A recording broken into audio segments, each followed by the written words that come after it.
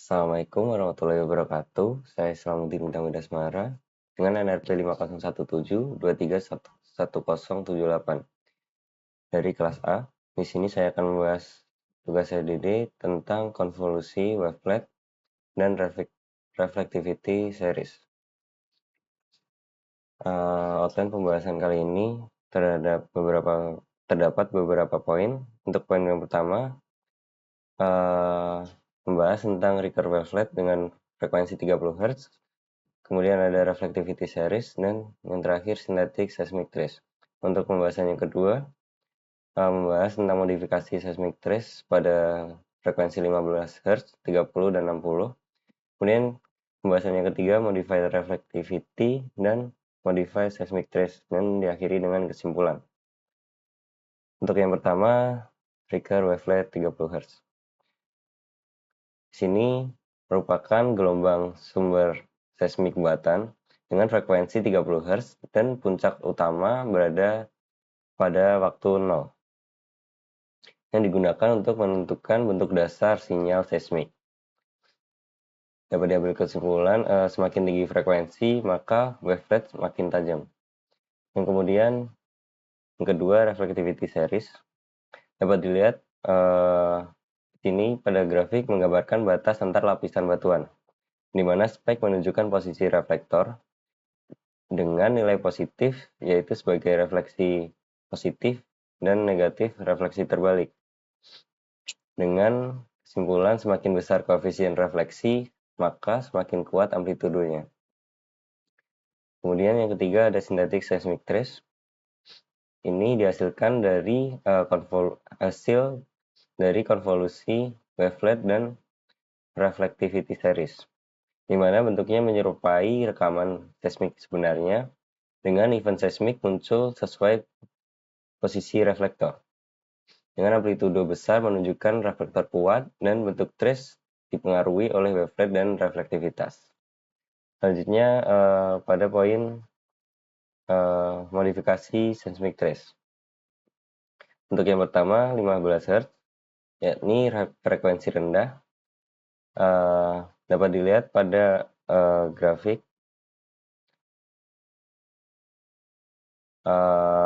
gelombang lebih tampak lebar dengan resolusi seismik yang rendah, reflektor yang berdekatan, maka lebih sulit dibedakan. Dengan event seismik terlihat saling tumpang tindih. Kemudian pada seismic trace 30 Hz, ini sudah termasuk frekuensi sedang, dengan bentuk trace yang lebih seimbang, resolusi yang lebih baik dibanding 15 Hz. Reflektor juga mulai terlihat lebih jelas, masih memiliki amplitudo yang cukup kuat. Kemudian pada seismic trace 60 Hz, frekuensi tinggi, gelombang lebih sempit dan tajam, resolusi seismik paling tinggi. Kemudian reflektor lebih mudah dipisahkan dengan detail lapisan yang jelas terlihat. Selanjutnya pada pembahasan modified reflectivity.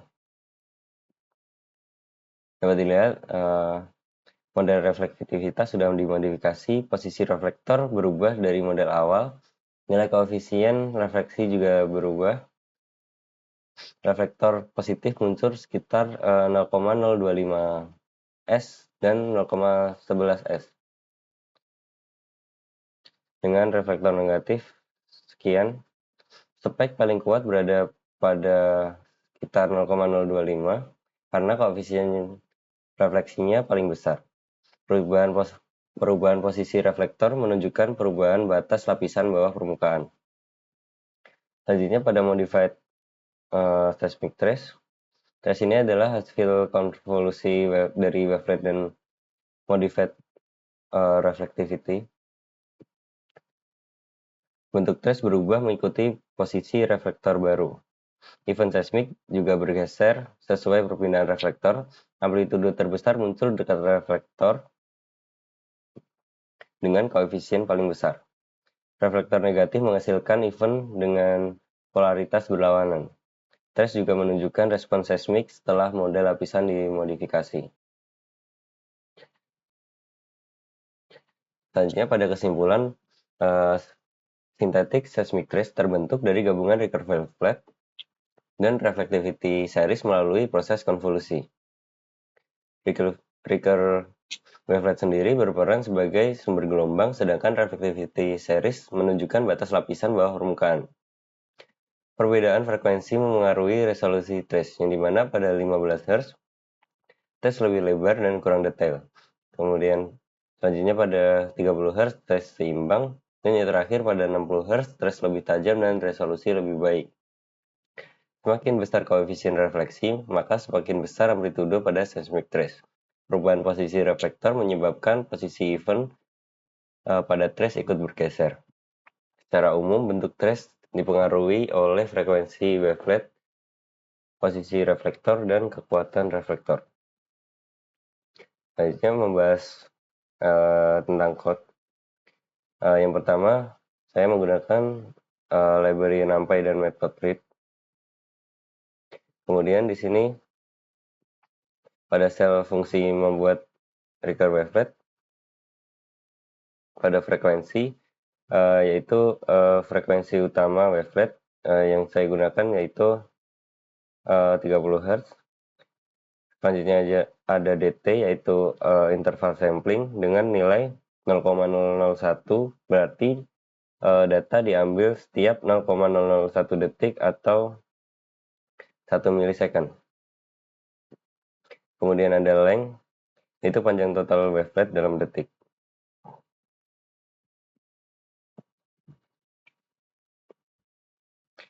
Selanjutnya untuk pada bagian ini yaitu membuat sumbu dari nilai negatif sampai positif. Misalnya di sini saya menggunakan length 0,2, maka waktu dibuat dari minus 0,1 sampai 0,1 second.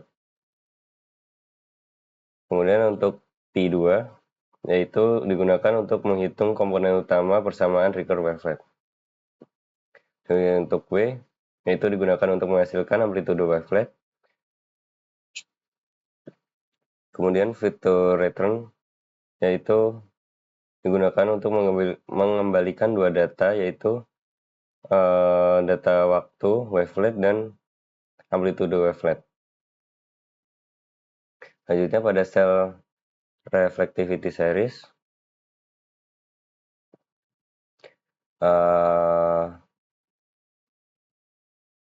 pada time NP range yaitu membuat kayak sumbu waktu dari 0 sampai 0,2 detik. Selanjutnya pada reflectivity berarti digunakan untuk membuat array berisi 0, artinya pada awalnya belum ada reflektor.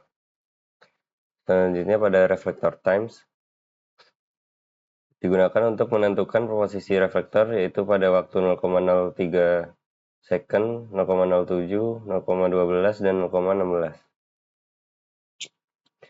Selanjutnya pada reflection coefficient itu digunakan untuk menentukan besar koefisien refleksi pada masing-masing reflektor.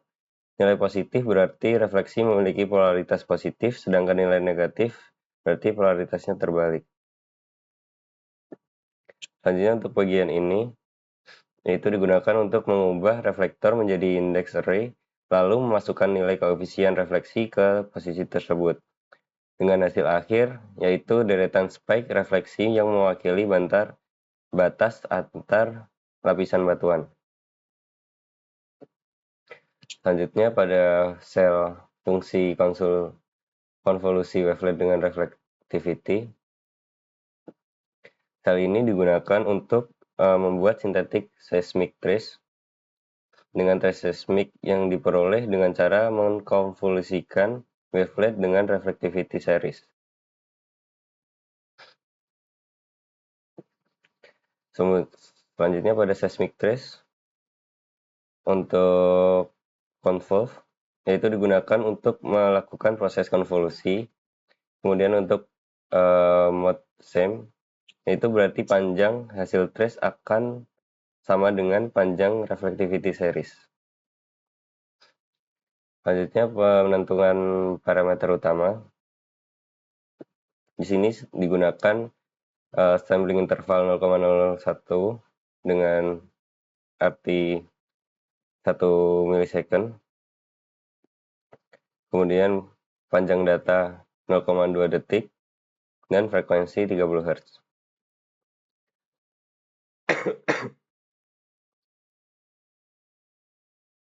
Selanjutnya pada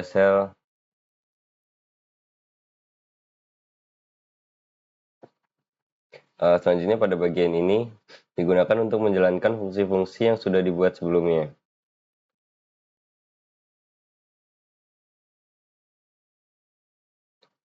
Kemudian lanjut pada sel plot. Plot utama yaitu wavelet, reflectivity, dan seismic trace. Digunakan figure size 12x6. Kemudian bagian ini untuk mengeplot flicker wavelet dengan subplot 131 yang berarti grafik ditempatkan di posisi pertama dari 3 plot horizontal.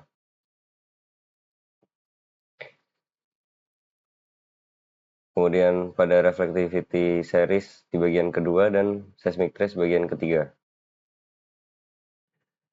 Selanjutnya pada plotting untuk seismic trace yang terdapat 3 frekuensi yang berbeda. 3 frekuensi yang berbeda yaitu 15, 30, dan 60. Kemudian pada enumerate digunakan untuk menjalankan proses yang sama untuk setiap frekuensi. Kemudian pada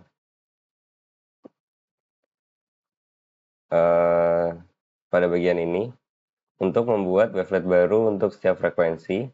Kemudian untuk create seismic trace digunakan untuk menghasilkan seismic trace baru berdasarkan wavelet tersebut.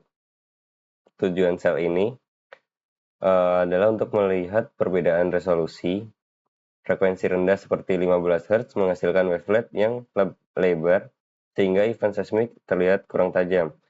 Dan sebaliknya frekuensi tinggi seperti 60 Hz menghasilkan wavelet lebih sempit sehingga event lebih tajam dan resolusi lebih baik. Selanjutnya pada sel untuk membuat fungsi reflectivity yang dimodifikasi. Pada bagian ini, pada sel ini digunakan untuk membuat reflectivity series baru yang sudah dimodifikasi. Perbedaannya pada posisi reflektor dan nilai koefisien refleksi. Pada model awal yaitu yang sebelumnya 0,03, 0,07, 0,12, dan 16. Dan sekarang menjadi 0,025, 0,6, 0,065, 0,11, dan 0,17. Kemudian pada reflection koefisiennya dengan model awal 0,6, minus 0,4, 0,8, minus 0,3, dan kemudian yang baru 0,9, minus 0,2, 0,5, dan minus 0,6. Yang artinya beberapa reflektor digeser posisinya dan kekuatannya diubah. Jika posisi reflektor berubah, maka posisi event pada trace juga akan berubah. Jika koefisien refleksi berubah, maka amplitude trace juga berubah. Kemudian pada bagian ini digunakan untuk menjalankan model reflektivitas yang sudah dimodifikasi. Selanjutnya untuk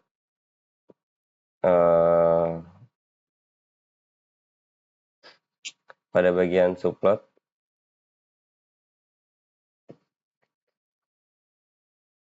digunakan 121 untuk pada reflectivity yang sudah dimodifikasi di bagian kiri, dan untuk seismic trace di sebelah kanan.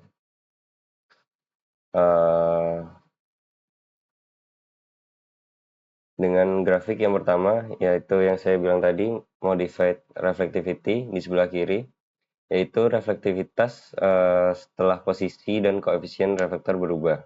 Kemudian grafik yang kedua, modified seismic trace, yaitu hasil konvolusi antara wavelet 30 Hz dan modified reflectivity. Dengan tujuannya adalah untuk melihat bagaimana perubahan reflektor memengaruhi bentuk trace. Kurang lebih itu yang dapat saya sampaikan. Sekian, terima kasih. Wassalamualaikum warahmatullahi wabarakatuh.